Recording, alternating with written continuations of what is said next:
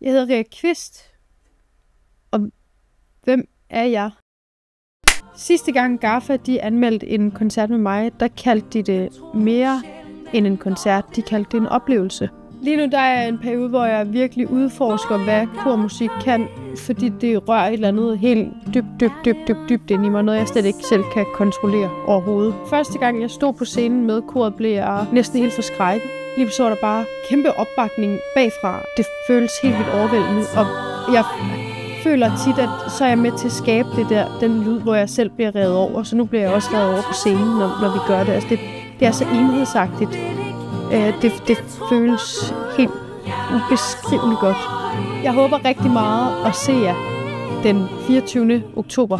Vi spiller på Stargate, og det gør vi kl. 23.20. Så vi ses!